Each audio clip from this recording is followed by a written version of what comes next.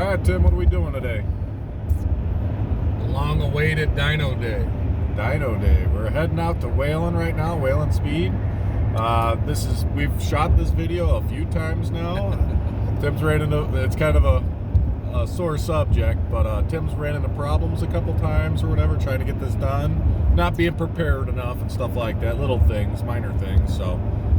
It's been a big curveball, per se, you know. Yeah, you guys haven't seen the four-seater on the channel a whole lot this last summer, so we're hoping to bring that thing out full steam ahead this summer. So we're gonna go ahead and stop, get some fuel, do a little time lapse on the way there, and then when we get there, we'll go over some specs and stuff like that on this machine, and you guys will see that coming up next. A lot of things have changed. Yes, for sure. So you should move out. Yep, it should be a fast four-seater for sure. So.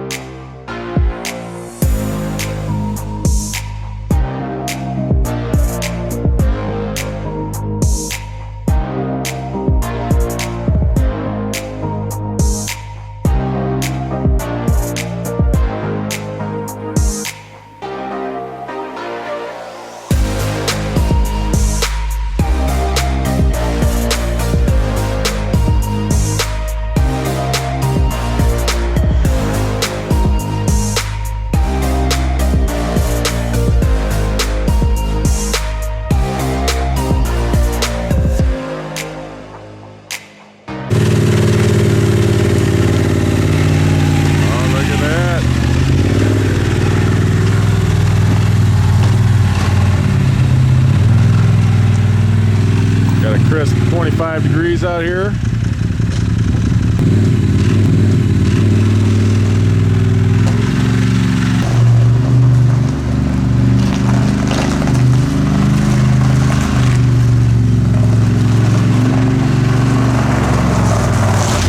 Got a hub dyno out here, so we're gonna be loading her up,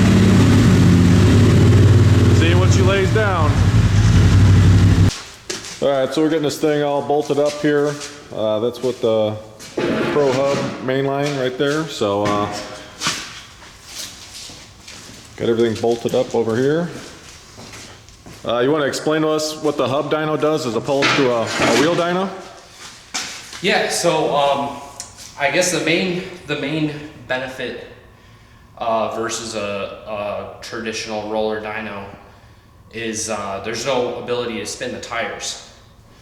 So like anytime a car came in, pretty much everybody's got different tires in the side-by-side world. There. Yeah. So we different weights probably play into that. We have like a set of dyno tires, and with this, obviously there's no variable there, and it's just an eddy current, so you can load the dyno however you want. So you can pretend like you got 32-inch big paddle tires on here. Yeah, I mean, there's different things you can do, like with a heavier machine. You can kind of simulate that. Okay. As opposed to being on the roller dyno, it's just you get what you get. And this is designed specifically for side-by-sides. Nice. This isn't just a Hub dyno for a generic hub dyno. Yeah. Gotcha. Yeah. Okay. Yeah, no, I recognize the name. It's a big brand name, you know. So Yeah, this is, I think, the first one that they did for and how much side-by-sides. How much loss do you have compared to, like, let's say we would have 30% of horsepower loss on just your tires out in a traditional clutch. Now we're on a dyno. How much loss are we looking at here to the, let's say, the hubs? Right. Well, I mean, I guess it's kind of hard to calculate it because of like when you have the wheel spin and stuff like that when you're actually on the ground. But the power that you're getting to the hubs still takes into account for drivetrain losses. You know, And with the tires being off of there, there's less loss, right? Yeah, definitely. Gotcha. So I think there's a loss once you bolt the tire back on here, you lose some power. yeah. The centrifugal force of the tire and everything. So instead of it being like, let's say 200 horsepower at the crank, now it's gonna, whatever number we get here, it'll be 200 horsepower at the hub. Yep. Right? Exactly. Yeah. And I mean, when you use like a roller dyno, it's I mean you're getting like the wheel horsepower, but Right, you're you're spinning losing the tires some, right? and you're getting a loss because It's spinning on top of the it's roller. spinning on top of the roller. It's not directly connected to it. Right. This Yeah, well, way, this is bolted up. I mean the number you get at the hub is what it is. Right. Yeah. We'll have a little bit of loss once we bolt the tire back on, right? Yep. Exactly. Yeah. Yep. But I knew it wasn't like a big loss, but you still have some loss there. Right. Right. Yeah. Okay. So Alright. it's still like the number we see here isn't going to be like what it is at the crank. You know, Right, 'cause you right, still right, have, right. You still got a loss. everything else. Right, there's still a loss there, but Yep. you ain't got the wheel spin loss. Exactly. Right. Exactly. Okay. So Gotcha. I would say that this number that we'll see today is going to be much more accurate, even when you take that into account that there will be losses once you have the Well, tires I mean, on. at the end of the day, it's a number coming right off the hub of this machine, you Right. know, so it's Yeah. not like, I don't know, we ain't gonna have some loss in tires and there's gonna be a lot of benefit to this. Yeah. Yes. So I like this idea. Yeah. It's a big difference too, like with the wheels that people have. You know, I mean, Right. if somebody has a set of wheels that weigh 70 pounds apiece, Yep. Yeah. you know, so it makes it easier for us to be like, okay, we're on target with where this machine is supposed to be. Not, okay, now we have to take into account how much the Yeah, tires how much weigh you lose and how there. much it's making based off of that. So, And that's all, you guys used to have like an all-wheel drive dyno. yep, Yeah. Yep, So we had and that's that what you guys dyno used to jet. tune on Yep. at first? Yep. And now you guys switch over to this, what, last year? yeah. Okay. And the time, I mean, as you see, we don't have to strap it down at all. Yeah, no, that's, The time Yeah, it there's no takes to do straps. that on one of those with the long travel suspension and everything, it's makes like it taking a lot. off tires and bolting up new tires and putting a jack stand under it and you're good. Yep. Gotcha. You guys will see that in action here shortly. All right, Tim. So we haven't had the machine on the channel in a little bit. You want to tell us some of the stuff that you've done with it, some of the updates? D&M Stage 3 motor. We got PWR, PNR intercooler. PWR. PWR? Yeah, I think it's PWR, yep. CNR, used to be CNR. Intercooler, we got D&M split tanks, we got, Yeah, we did a video on that. it's got 1300cc injectors, it's got an AEM fuel pump, it's got like a SB filter, Trinity exhaust, man, there's just a lot. It's Yeah. got STM You want to show us that? Rage 4 clutch. Yeah, that's what he needs for the amount of power this There's thing's. there's the split tanks. It does Yeah. got an intercooler fan that we put on here. We did a video on that before, going on my machine. So yeah, you got some. STM clutches, Evo catch can. It's got a Turbo Smart wastegate. It's got a modified Pro XP water cooled pure turbo. So Yep. basically, what I gather from that is it's bigger exhaust and intake wheels, and maybe hollowed out on the inside. I'm not 100% sure on But that. the housing is a Pro XP housing. It is a correct? Pro XP RZR turbo. It is water cooled. Supposedly these things make a lot of power, so they're Yeah, it's really good got at a- making power. Charge pipe, a J-tube. It's got Innovate boost gauge. I'm trying to just ramble off things that I can remember off the top of my head. I think that's probably about it. It's Yeah. got a 68 millimeter billet crank. CP Gorilla pistons. I think it's BC. Motor was all built by DC D&M. valves. It's got a lot done to it. It should make some really good power today. Yeah. So- Yeah, we're excited to see exactly where we can go with this thing. Yeah, no, for sure. We've ran into a few problems along the way. If it wasn't the old wastegate giving us a problem, it was something else. So I hope all The those clutching, the clutching had to be, was a yeah, problem. yeah, that was a problem. So we had to bump up the clutching because Yeah, so Tim was all still the on stock clutching- stuff. All the clutching got changed out. So hopefully we could get this sucker dialed in and I can make a comeback, because it's kind of been, this spring it went out, or I'm sorry, last spring, 21, spring of 21, it went out to Oklahoma, had a few charge pipe issues, we went to... Tim's going for fastest 4-seater in the country. He's just got to compete with 2JP. I don't know about that, but this still clears motors. Anyway, so we'll see what happens here today. Hopefully, cross your fingers, hopefully everything goes well. I haven't had the best of luck with this machine, and that's kind of why I went and bought the 2-seater. So we'll see, we ain't gave up on it yet. All right.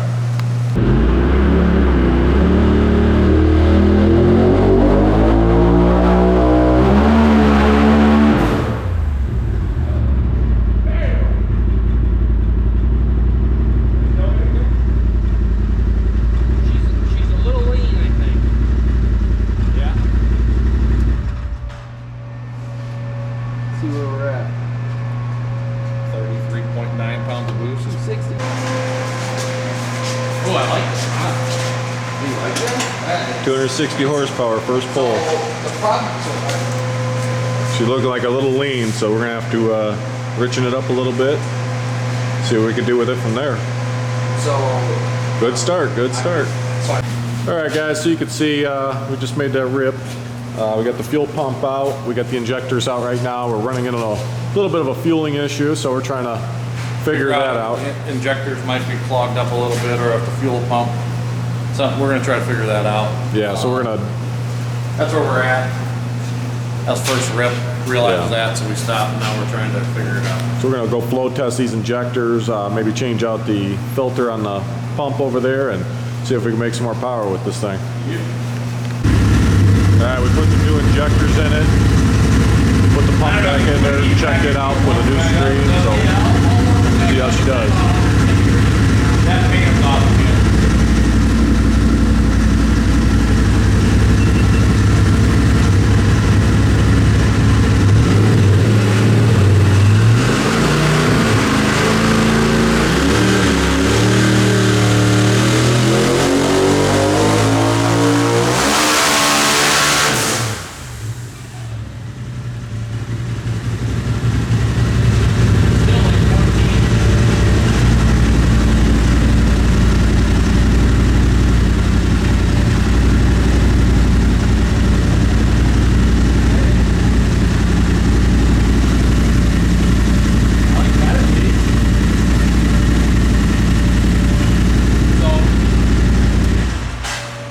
What did it say it made for peak? Did you look? How do you switch through here? Just hit that button.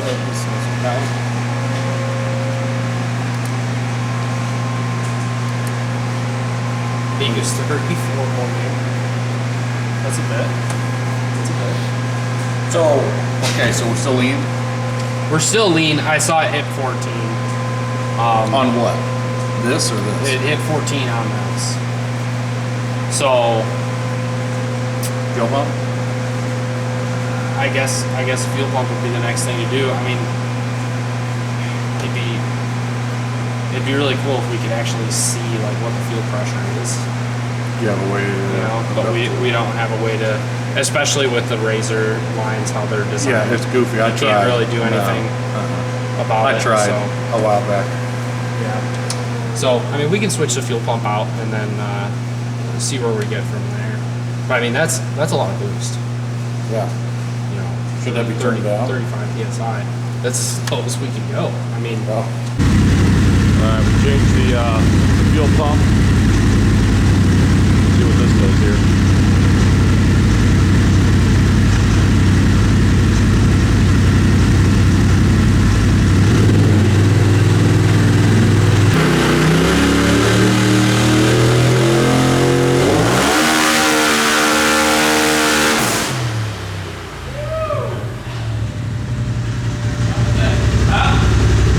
we're down to like 11 now. fucking fuel pump?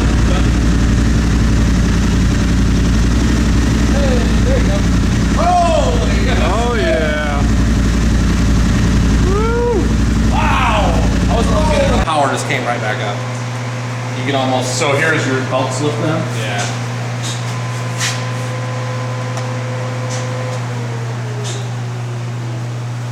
Come on, baby. Sleep on you? Oh, this battery's dead. We gotta change Here, the battery. he's got the.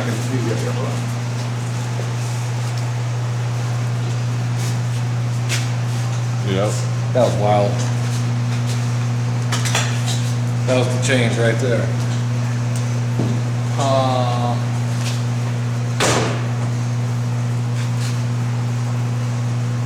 Yeah. You see that this unnatural shape right here? That's like, oh, that's belt. That's like it's slipping a little bit and then it catches up and goes. Okay, and we can adjust that in the clutch then? But dude, it's making 300 flat, and he lifted a little early. That's 70 mile an hour right there. And what's your 60, RPM? 50. I know we gotta look at engine speed. We don't log it on this. We only log it in on the computer. But yeah, that's like they normally will like taper off. They'll lose power throughout the curve. So it's still making power. Yeah, it'll yeet for a while for sure. It's gonna be, I like that. Yeet. Yeah. You want to watch this video? Yep. You guys see the machine making some power.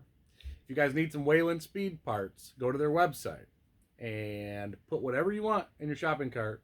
And when you go to check out, it's going to ask you if you have a discount code. Put in all lowercase, one word, UTV Outlaws, and it'll save you 5%. And be sure to check back. We got more going on with Whalen Speed, and hope you liked the video.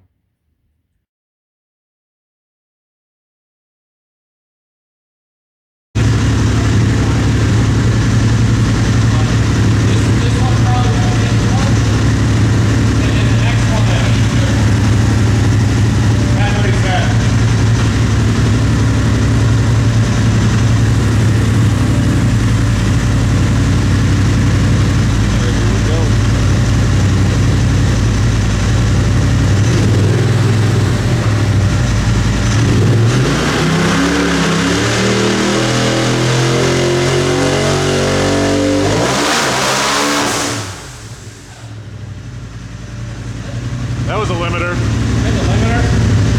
Probably hit the limiter. Yeah, it sounded like the limiter. Alright guys, we added some more weight to the primary.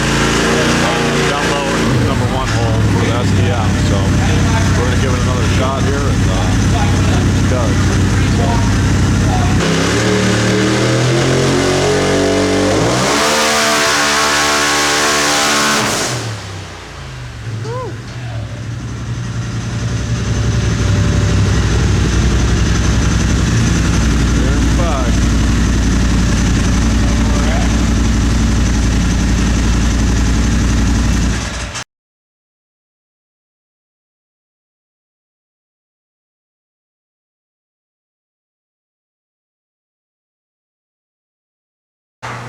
All right, guys, we're out here at Whalen Speed, here with the man himself.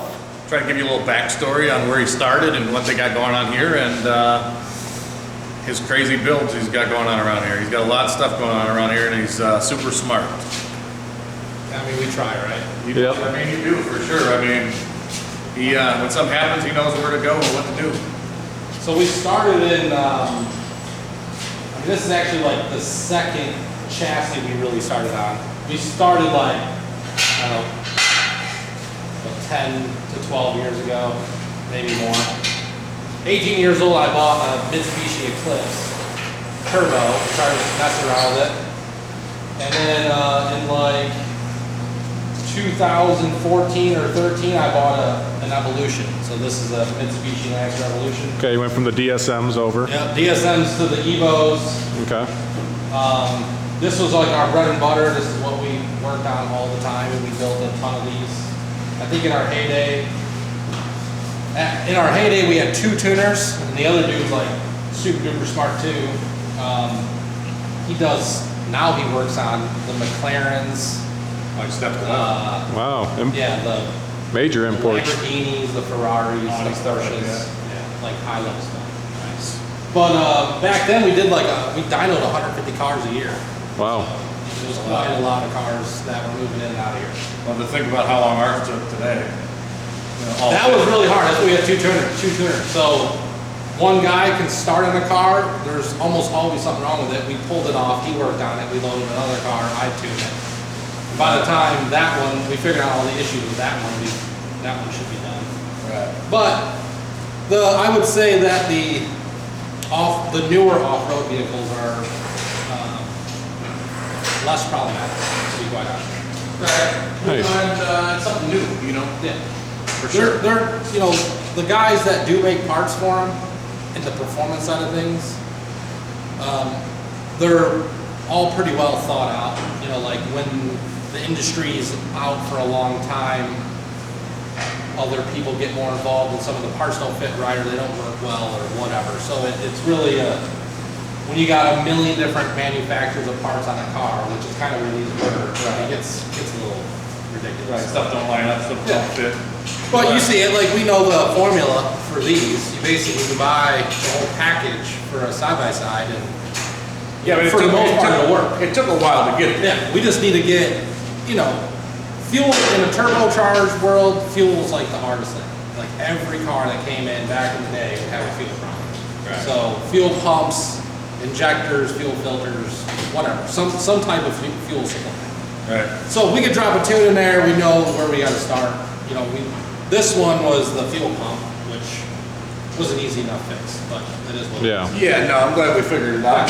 It's done and over with, and for a RZR to make 300 horse, I mean, It's the most power. Well, that's come a long way. Yeah, I mean, it's the most power RZR I've had on this thing. So, Nice. the DN guys Nice. have definitely made some good power, but I've always helped them remotely. Yeah, right. So they're in Arizona, Yeah. and so to have it here in house, that's pretty cool. But the next thing is like it was never easy for a Polaris to make power. No, I mean, we definitely know that the engines are a lot weaker. And I think that's why the Can-Am market really took off. You know, it was a lot easier to make power. I mean, we could take an RR, like a bone stock RR, and in a day be well over 360 horsepower. Yeah, that's crazy.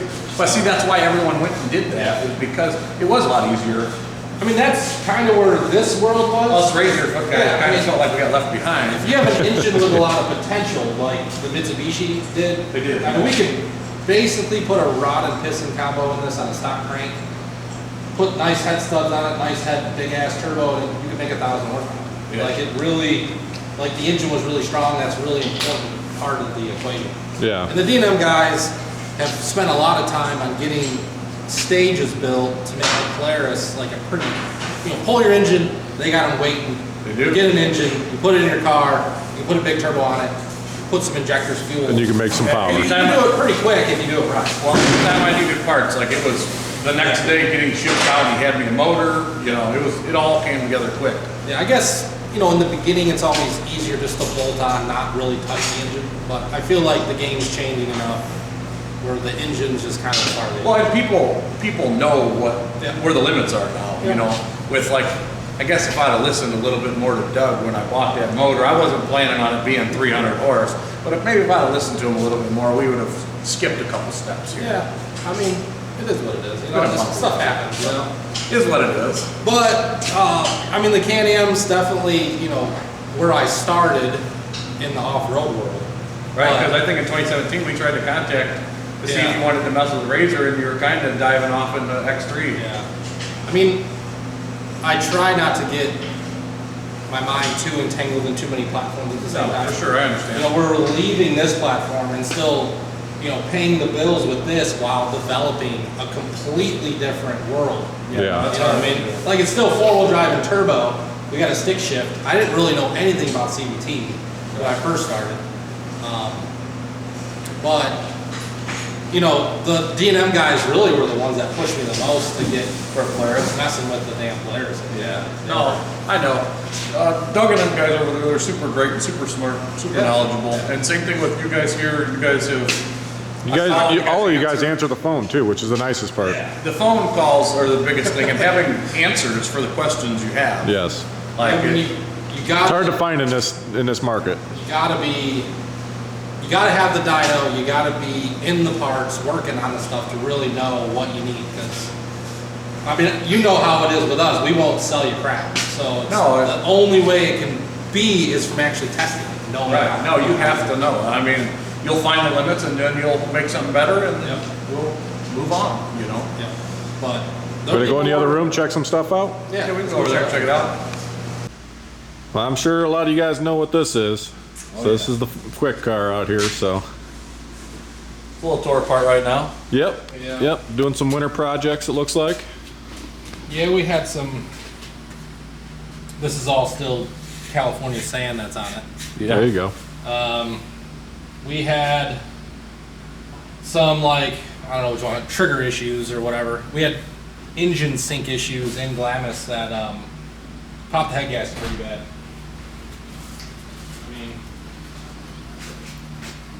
yeah, melted. Wow. So torched there and torched here. Number 2 survived, but yeah, it was pretty bad. But we at least know the issue's present now. It's really been haunting me all year. It got a lot worse. It happened a couple times in Oregon when we were out in San Outlaws there. It torched the head at the side-by-side blog race, which I didn't really know that it had that many sink issues until I looked back at the data. Are those like logs. safety triggers you're talking about? So it loses engine position, and when it does that, the coil's already charged. That's how, I mean, when you fire a coil, we give it charge, and then the ECU basically pulls the ground, and it discharges when it does that. Okay. So when you lose the engine position, it just discharges, and it normally would discharge really early. Okay. Did you figure out that problem then? Well, I mean, the other engines over there, and it might come down to some more complex fixing than we originally thought.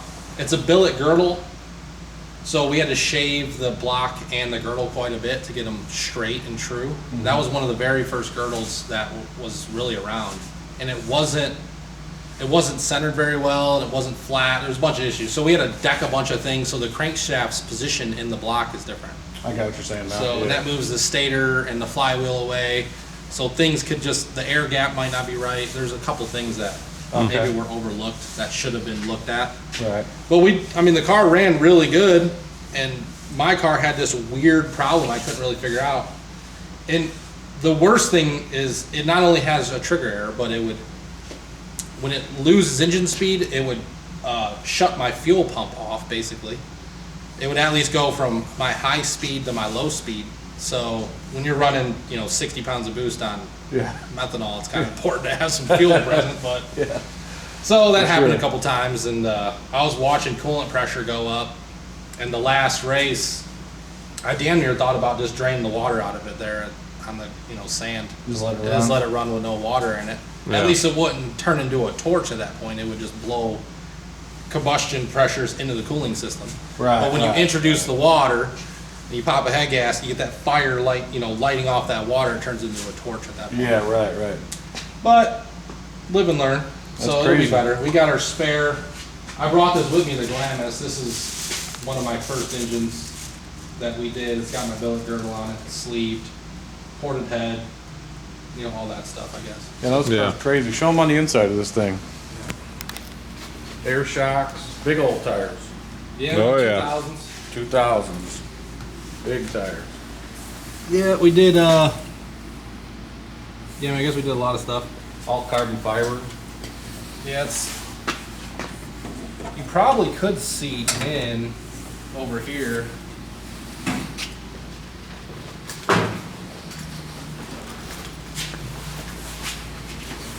So we hid the batteries in there, the radiators in there, Oh yeah. my fuel pumps in there. You don't have any problems with stuff kicking up? Nope, not really.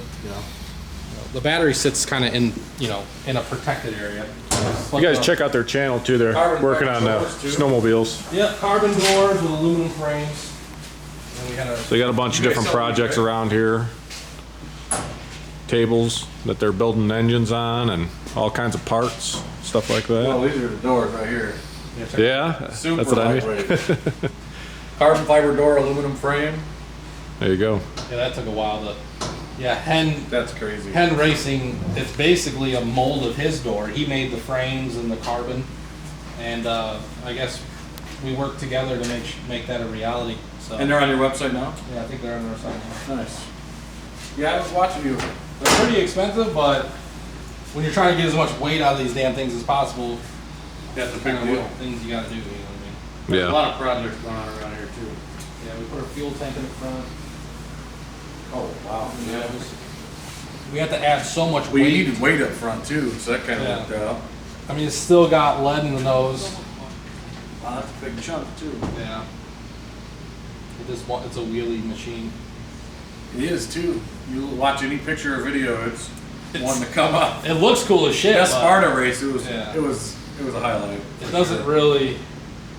I mean, luckily I had enough to beat Lonnie, but you know, when you're racing at like a real high level, like the Wouldn't wheelie that be doesn't- bad if you guys were at Sparta and Lonnie got around? Yeah, I don't know. I mean, KD's car works. KD's car works really good. Like, he, As long as it's a win for the team, that's what counts. yeah, I mean, luckily working with a lot of dudes that want to go fast and be unique has made life a little easier. For us to Yeah, have. makes it more fun. People out there Yeah. pushing, and Yeah, I mean, KD's car's awesome too. I mean, yeah, it speaks for itself as well. yeah. Both of his cars. He has another car too that's pretty damn quick. The green one. That Hulk. That's a stock motor. Yeah, it's a stock motor car on a Motec, and it's about 40 pounds of boost, 41 pounds of boost. It's pretty crazy. Just head studs. And Yeah. you know, it's like it's really simple in some ways. I mean, basically just our 300 kit with a standalone, Yeah. and then we do some other things to get a little more fuel because you kind of run out of fuel quick on that. But And I don't know if you guys have seen on his YouTube channel, they've jumped into the Polaris market, and they got a 260 horse Pro XP. yeah, yep, 260. I'd say, you know, from the whole Can-Am versus Polaris side of things, in stock form, I'd say a Polaris could definitely beat a Can-Am if done right. Hear that? I really do. I mean, they're just from a, you know, like a Pro XP. What I'm saying is Pro XP. They got to be a Pro XP. Right. Stock for stock, if you just put injectors in a Pro with the 85, and we didn't even touch crack pressure. The hardest part is the clutch. So if you have Pro XP, put a nice clutch on it, injectors in a tune, it'll make 260. Right. Yeah, no, I'm just trying to let the people know that, you know, you're really going to start pushing the Polaris market, and So I got the Pro. I have a Pro R on order. should be a one-stop shop Yeah, so we'll have the 4-cylinder, which is right back into the realm. where you started. Oh yeah, that'd be really cool to play with that. I'm super I mean, excited. that's what you started with, so As long as the engine, like I've seen pictures and, you know, talked to people about it. It's basically two Pro XP 1000s mated together. I guess the valve train and everything's the same as XP 1000. So like your Pro you have now, just backed up, two of them. So it'd be like the 1000 cc, like the RS1 engine or whatever. Oh, okay, More I like got that you. engine. I got you. Which that's a 925. I mean, they're pretty damn close. That's a 925 and you got 1000 cc. Right. So the cool thing is the aftermarket will be there right away because they've already developed a lot of parts for the XP 1000. You just double it. You know what I mean? Okay. So the first thing will be making sure the pistons are on the way. If we can just basically, you know, pull the engine out, take the pistons out, put lower compression pistons in it, so we can actually Yeah, 'cause turbo that's the it. problem right Yeah, now. it's Yeah. pretty high compression. It will not be, I don't see it being a big issue on E85, but I mean, obviously people want to do stuff on pump gas, and Right. that compression's pretty Yeah, not everyone wants to go full race, Yeah. but there's a little bit of something for everyone. There's definitely a battle though with taking a brand new 4-cylinder, you know, tearing it all down. Yeah, pulling it all apart. Yeah. I mean, it's a little involved to do that for sure. Yeah. But Well, I don't think it'll be your first or last time doing that. no, it won't be. So, Well, yeah, we've been playing in the snowmobile market. We got the X3 stuff. We got the Polaris stuff. I have the Ghost Gray Pro. It's like a family machine, 4-seat. And then just keep pushing them all together, really. Yeah, so you guys should go check out his YouTube channel. What is it, Whalen Speed? Whalen Speed R&D or something Yeah, like that. I think that's what it is, I yeah. think that's what I'll put a link at the bottom of this video. Yeah, there's so. a lot of, so I've been watching like the snowmobile, they've been turning up a snowmobile just a little bit at a time, starting from the bottom, Yep. making power, getting up there, and then the same thing with the Pro XP. You guys can go watch the Pro XP from basically start to where it is right now. Yeah. And we did, this car was actually Project 120. So Yes, right, so you can actually Yeah, I've been watch following this thing too. all along. Yeah, so this That one was the started first off thing. as, yeah, we did a bone stock 120 model, base model. Yep, And then it's, you know, turned into this thing. monster. So, yeah. No, so you can go watch all of these series, and they're very informative. What should Yeah, I I'd say? say more informative than, like, what do you call it, entertainment, I'd say. Yeah, no, Probably it's a lot of information. So if just you a- like Yeah. learning things and understanding how these things work and what it takes to make them do that, then that is probably the types of videos you'd like as well. Because I'm very into that type of stuff. So the videos are awesome to me. Yeah, you learn stuff that you learn stuff instead of being entertained, like you said. Right, right. You're learning things. That's Yeah. always intriguing. You know, it's always awesome watching somebody take something from basically nothing and turning it into this, you know. It's a lot of work, and a lot of people don't really realize how much work it is. You know, you just see a picture of a car doing wheelies and, you know, tearing up hills or But they don't see the whatever. endless nights. Yeah, I mean, like, to make Well, I mean, what year is this car originally? 19. Yeah, I bought it in the winter of 19, I think. So more 2 20. years. Yeah, so it was a demo. It was a demo base model XRC. I want to say it was 19. I guess when the video started, yeah, so maybe it was 18. It was either 18 or 19 because that's why I kind of started following it. It had to have been 18, I guess. Because 2 years ago, we were in Glamis with this car on the XR42. That was like basically when we just released that bolt-on turbo option, Okay. the bigger Zona rotor stuff. Yeah, so in just a couple short years, you know, let's say 3 years, you've turned this car into this. And Yeah. I mean, you've had endless amounts of motor work and, you know, pulling it out trial and error and to get it here. Yeah, I mean, there's a lot of people pushing, which is good for the industry because the competition really drives the people to want, you know, like whenever someone buys something from us, it basically goes right into development for this. You know, it pays the bills, it does everything else, but you know, without the competition and the racing and all that stuff, we're just another shop, you know, putting stuff together for the most part. Right. So the engine was, you know, the engine's really sweet, but kind of everything falls apart all at the same time. Yeah, no, You know, for they sure. make 400 horsepower, then the rods get weak, the pistons get weak, the crankshaft is mid, the girdle starts to have issues. There's a lot of things that kind of all happen at one time. So, you know, Ryan Crowder got involved from an engine parts manufacturing side that makes life a bit easier. Well, that's what took the Polaris. Yeah, the That's Polaris, what took the that Polaris was game up right there. that was huge for the Polaris game, and it's crazy that no one else really wanted to get in the game. Because what were you able to do before? What, weld it frame? Yeah, they welded the that balance shaft spline on it. That was an issue, but then once you do that, you still break the crank. Yeah, you're They still limited. They still break the cranks. So Brian got the crank for the Polaris going. The X3 really didn't have too much of an issue with the crank, but he did offer the strokers. You know, we can just basically buy a stroker. Yeah. And then as the rest of the game got pretty radical, our piston and rod combos got a lot heavier to handle the power. And to balance a factory crankshaft, it's almost impossible to add enough weight into the counterweight without spending tons of money in heavy metals. Right. So basically now the cranks that we get made from Brian are heavy enough on the counterweights that we just drill them a little bit. So it's really cheap for us to balance a really badass crank for right, like a real I heavy understand. counter. So there's been things, like that's our billet girdle. This has come a long way.